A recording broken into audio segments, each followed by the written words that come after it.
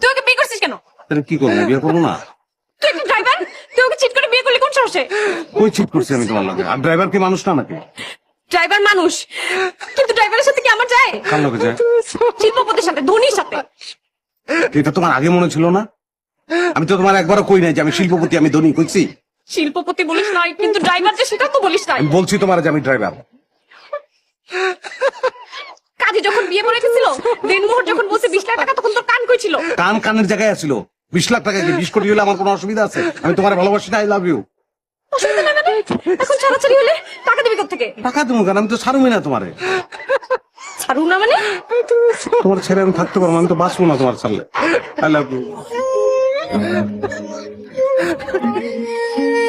শোনো, শোনা, দেখো তুমি একটা ড্রাইভার, হ্যাঁ তোমার সাথে আমার যায় না।